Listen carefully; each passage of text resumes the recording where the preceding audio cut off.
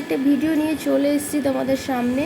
তো দেখতে পাচ্ছ সকাল সকাল আর কি এই জিনিসটা গোছাবো, অনেক দিন ধরেই পড়ে রয়েছে, তো গোছাবো করে গোছানোই হচ্ছে না। তো ভাবলাম এগুলো গোছাইও তোমাদের সঙ্গেও শেয়ার করি আমার ঘর গোছানোটা। তো দেখতে পাচ্ছ কত জিনিসের মধ্যে যে কত কিছু রয়েছে তার ঠিক নেই। ফার্স্টে আমি গুছিয়েই রেখেছিলাম, শুধু ব্যাগ রেখেছিলাম আর আদার্স টুকটাক জিনিস রেখেছিলাম, কিন্তু জিনিস রাখতে রাখতে এর মধ্যে এখন এমন অবস্থা হয়েছে মানে কি নেই বলতে পারো। সব জিনিস রেখে দিয়েছি, মানে না গোছালে যা হয়। তো দেখতে পাচ্ছি এক এক করে সব বের করে নিচ্ছি। আর আজকে বলো তো কি, আজকে না ঘুম থেকে উঠতে অনেকটাই লেট হয়ে গেছিলো, তাও লেট বলতে 9টা। কি বলবো, এই গরমে রাত্রে যেমন ঘুম আসে না, ঘুমোতে ঘুমোতে অনেক রাত হয়ে যায়। আর আমি ঘুমিয়েছিলামও অনেক রাত্রিরে। আর সকালের দিকে কি করেছি, নিচে মানে খাটে ঘুমোতে পারছি না বলে নিচে এসে ঘুমিয়েছি সানের ওপরে। তো তার জন্য ঘুমটা আর কি ভোরের বেলার দিকে হয়েছিল, সকালের দিকে। তো উঠতেও দেরি হয়ে গেছে। তো যাই হোক, আজকে দেরিতেই উঠেছি, শুধু ঘর ঝাড় দিয়ে আমি এটা গোছাতে এসেছি। তো দেখতেই পাচ্ছ এদিকে তোমাদের সাথে গল্প করতে করতে আমার এদিকে গোছানোও হয়ে যাচ্ছে, এখনও ঘর মোছা বাকি আছে। তো ভাবলাম আগে এটা করে নিই। ঘর একবার ঝাড় দিয়েছি, এগুলো গোছাচ্ছি, আবার নোংরা হয়ে গেল এখানটায়, আবারও আমাকে ঝাড় দিতে হবে। তো ভাবলাম নোংরা হলে আবার কি ঝাড়টা দিয়ে নেবো, আগে গুছিয়ে তো নিই। তো তার জন্য আর কি গুছিয়ে নিচ্ছি। দেখতে পাচ্ছ তোমাদের দাদাভাইয়ের কত মোজা, সব মোজার তো দুটো দুটো করে আছে, কিন্তু দুটো মোজার দেখলাম একটা একটা করে নেই। তো ওই দুটো কোথায় আমি জানি না, যাই হোক কোথাও রেখেছে। যে দুটো হাতের কাছে পেলাম গুছিয়ে রাখলাম। আর যে প্যাকেটটা দেখালাম না তোমাদেরকে, স্যুপের প্যাকেট, এত বাজে স্যুপটা খেতে কি বলবো।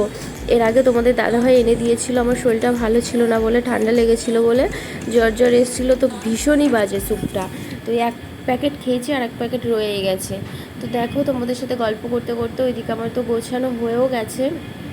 আর এইদিকে দেখো ঘরটা একবার ঝাড় দিয়ে নিয়েছি, ক্লিন করেছি, তোমাদেরকে দেখানো হয়নি। তারপর আবার নোংরা হয়েছে বলে আবারও ঝাড় দিলাম, এইটুকুই ঝাড় দিয়ে নিচ্ছি। ফার্স্টে তো পুরো ঘরটা কমপ্লিট করেছিলাম। তো এরপর আমার ঘর মোছা বাকি আছে, বললাম না আজকে উঠতে দেরি হয়ে গেছিলো বলে কিছুই করা হয়নি। তো ভাবলাম এক এক করে সব করব। আগে ঘরটা মানে ওখানে পরিষ্কার করে নিই, ঘরটা ঝাড় দিয়ে নিই, তারপরে আমি ঘরটা মুছবো। ওইদিকে তো রান্নার ঘরে চলে গেছে মামনি, আমার তো এইদিকে টুকটুক করে কাজ করছি। আর তোমাদের দাদাভাইও আজকে শরীরটা ভালো না, আজকেও উঠতে দেরি করেছিল, সবারই আজকে ঘুম থেকে উঠতে লেট হয়ে গেছে। এখন বাজে বলো তো কটা, 10টা। দেখো এখন আমার বাসি কাপড় ছাড়া হয়নি, কিচ্ছু কাজ হয়নি। ওই কী বলবো, একটু ঘুম থেকে লেটে উঠলে না সব কাজ পিছিয়ে যায়, কিন্তু কিছু করার নেই, রোজই এক টাইম তো হয় না, একটু তো 19-20 হয়। তো আজকে তার জন্য দেরি হয়ে গেছিলো। তো চলো এবার ঘরটা মুছবো। দেখতেই পাচ্ছ ঘর মুছতে চলে এসেছি। আগে মামনি মানে পুজোর ওখানে সামনে একটু মুছে দিয়েছিল, যেহেতু মামনি একটু আগে উঠেছিল আমার আগে। তো ভেবেছিল আমি আজকে ঘর মুছবো কি না, তার জন্য সামনেটুকু মুছে দিয়েছিল পুজোর ওখানে, যেহেতু পুজো করতে হবে, ঘরটা পুরো না মুছলেও পুজোর ওখানে তো মুছতেই হবে না, ঠাকুরকে জল মিষ্টি দিতে হবে। তো আমি আর ওই সামনেটুকু মুছলাম না। তোমরা ভাবতে পারো হয়তো সামনেটুকু না মুছে তুমি এই সাইডটুকু মুছলে কেন, তো ওর জন্যই আর কি আমি ওখানে গেলাম না। এই সাইডে মোছা হয়নি বলে আমি এই সাইডটা দিয়ে পুরো ঘরটা আর কি ক্লিন করে নেব। এই গরমে বলো তো কি, সকাল সকাল উঠে কাজ করার মজাটাই আলাদা, কিন্তু বেলা হয়ে গেলে না এই গরমে না আর কাজ করতে ইচ্ছা করে না। সেম সবারই এক প্রবলেম হয়। তা আজকে যেহেতু উঠতে দেরি হয়ে গেছে, কিছু করার নেই, ঘর তো মুছতেই হবে। তার জন্য ভাবছিলাম যে সকাল সকাল উঠলে না কত ভালোই হতো। তো কি করব, দেখো গরমের মধ্যে কষ্টও হচ্ছে, বেলা হয়ে গেলে রোদ উঠে গেলে যে কি কষ্ট হয়, কিন্তু কিছু করার নেই। তো চলো এবার ঘরটা মুছে নিই, আর বেশি বকবক করব না। তো সারাদিন আর ক্যামেরার সামনে আসা হয়নি, এখন বাজে সন্ধ্যা 7টা। তো সারাদিন আর ইচ্ছেও করেনি, টাইমও পাইনি, গরম লাগছিল, ভালো লাগছিল না বলে আর আসতে পারিনি ক্যামেরার সামনে। তো এখন সন্ধ্যাবেলায় চলে এসে দেখো রান্নাঘরে চা বানাতে দিয়েছি, জল ফুটছে। আর আমি খাবো হলো একটু টক দই খেতে ইচ্ছা করলো। তো গরমে তো টক দই খেতে মানে খাওয়া তো ভালো, গরমে গরম কাটে, টক দই খাওয়া খুবই উপকার। তো তোমাদের দাদুভাই আর মামুনির জন্য চা বানাচ্ছি। চাটা বানিয়ে নিয়ে আর কি একটু পরে রেডি হয়ে বেরোবো একটু ডাক্তারের কাছে। তো ওষুধ অনেক দিন হলো, মানে শেষ হয়ে গেছে বেশ কিছুদিন হলো। তো ডাক্তারের কাছে যাওয়া হচ্ছিল না, কারণ উনি ছিল না বলেছিল। তো তার জন্য আর কি যাওয়া হয়নি ডাক্তারবাবুর কাছে। তো আজকে ফাইনালি ভেবেছি ডাক্তারের কাছে যাব। তো তো চলো আগে চাটা বানিয়ে নিই, তারপরে আবার কথা হচ্ছে। এই যে চা বানাতে চলে এসেছি, লিকার চা বানাবো। মামনির সাথে ঝগড়া করে আসলাম। মামনি বলেছে আমি লিকার চা খাবো না, আমাকে দুধ চা করে দিবি। ওনার গ্যাস হয় বলে আমি বলেছি তোমাকে আমি দুধ চা করে দেবো না। আমার সাথে বক বক করছে, রাগ করছে। আমি বলছি তুমি রাগ করো যাই করো, আমি দেবো না বলেছি, দেবই না।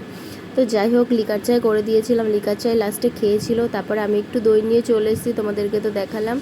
কিছুটা দই সেদিন খেয়েছিলাম, আর ফ্রিজে ছিল কিছু পরিমাণ দই।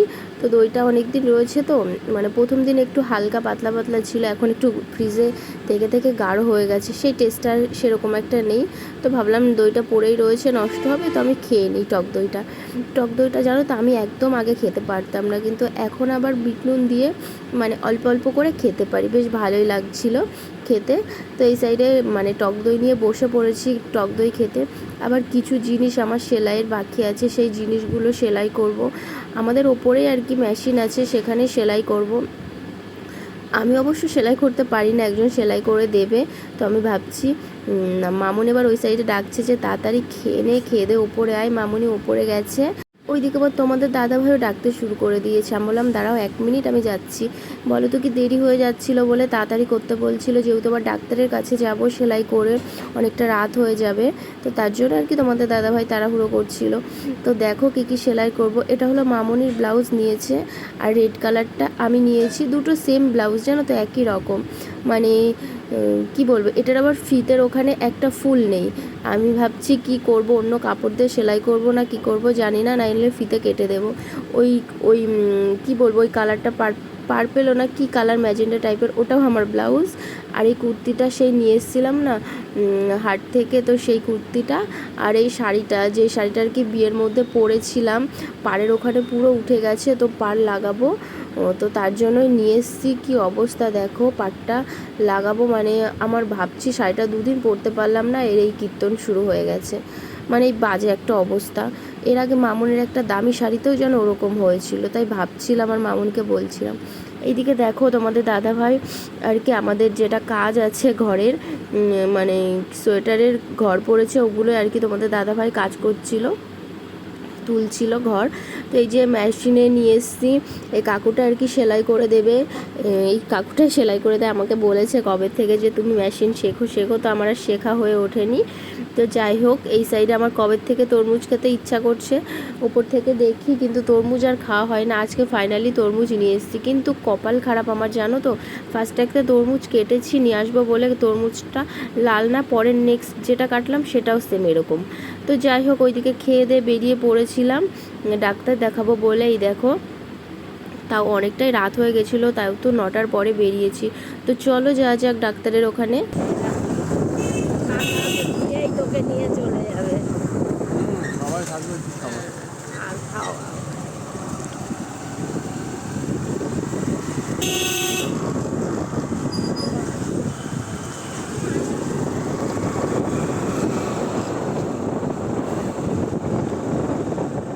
তো দেখতে পাচ্ছ ডাক্তারের এখানে চলে এসেছি। তোমাদের দাদাভাই গেছে আর কি টিকিট আনতে। তোমাদেরকে তো আগে দেখিয়েছিলাম যে এখানে আর কি ডাক্তার দেখাতে আসলে আগে ওনারা টিকিট দেয়, তো টিকিটের নাম্বারিং করা থাকে যে কত নাম্বারে তোমাদের আর কি লাইন। তো আমাদের আর কি টিকিট নিতে গেছিলো তোমাদের দাদাভাই, একবারে টিকিট নিয়েছিল কটা যেন 5টা একবারে টিকিট নিয়েছিল। আমরা 3 জন দেখাবো, আর 2 জন আসবে, তারা আবার একটু দেরিতে আসবে বলে আমাদেরকে বলেছিল যে 2টো টিকিট এক্সট্রা নিয়ে নিতে। এইদিকে দেখলে তো তোমাদের দাদাভাইয়ের হাতে 2টো টিকিট রয়েছে, এদিকে মামনির হাতে।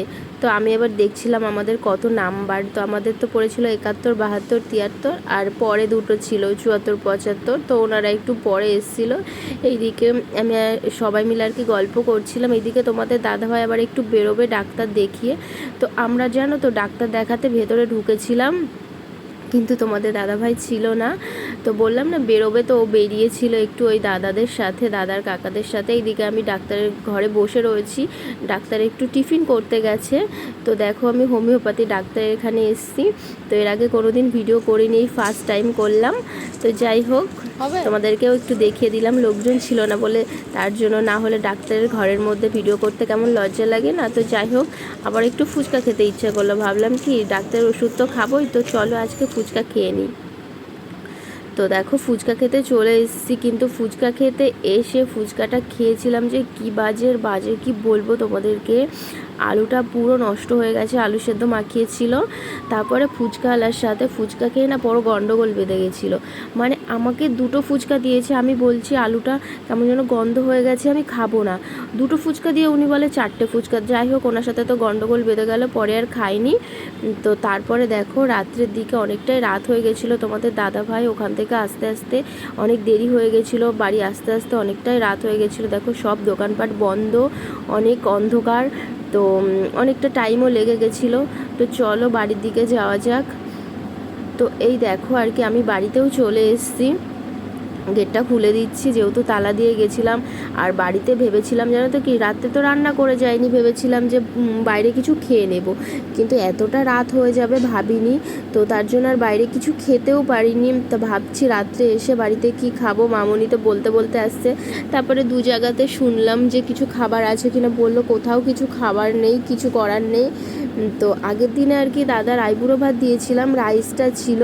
তো তোমাদের দাদাভাই বললো তাহলে আর কি ডিমের কারি করে নাও, ডিমের কারি দিয়েও তো খাওয়া যাবে, অল্প টাইম লাগবে, তার জন্য আর কি ডিমের কারিটা ডিম সিদ্ধ করতে বসিয়ে দিয়েছিল মামনি তাড়াতাড়ি। এইদিকে দেখো ডিমের কারি করব বলে সব কিছু কাটাও হয়ে গেছে, এইদিকে ভাজতেও দিয়ে দিয়েছি। তো এইদিকে ভেজে নেব। তোমাদের দাদাভাই বলছিল ডিমের কারিটা করবে, কিন্তু মামনি বললো না তোকে করতে হবে না, তো তুই আবার করতে গিয়ে আবার আমাকেই আসতে হবে, যেহেতু রাইসটা গরম করতে হবে। তো মামনি আর কি করছিল, আর আমি এসেছিলাম, আমি হাতে হাতে করে দিচ্ছিলাম। এদিকে দেখো পেঁয়াজ ভাজতে দিয়েছে, ওইদিকে মামনি তো রাইসটা অলরেডি গরম করতেও দিয়ে দিয়েছে। রাইসটা না কেমন যেন একটু হালকা গন্ধ গন্ধ হয়ে গেছিলো, কারণ বলো তো কি ফ্রিজটা না ভালো করে আটকে রাখা হয়েছিল না, তো তার জন্য আর কি জিনিসটা যদি থাকতো না কালকের দিনটা নষ্ট হয়ে যেত পুরোটা। তো যাই হোক খেয়ে নিয়েছিলাম গরম করে। এই দেখো আমাদের ডিমের কারি হয়েও গেছে অলরেডি, খাবার খেতেও চলে এসেছি। তো চলো আমরা রাতের ডিনারটা কমপ্লিট করে নিই, ততক্ষণে তোমরা ভিডিওটা দেখতে থাকো। আর ভিডিওটাতে কেউ লাইক শেয়ার কমেন্ট আর সাবস্ক্রাইব করতে ভুলো না নতুন কেউ হলে। তো আজকের মতো ব্লগটা আমি এখানেই শেষ করছি, আবার নতুন একটা ভিডিওতে তোমাদের সঙ্গে দেখা হবে। তো তোমরা সবাই খুব ভালো থেকো, সুস্থ থেকো। তো টাটা।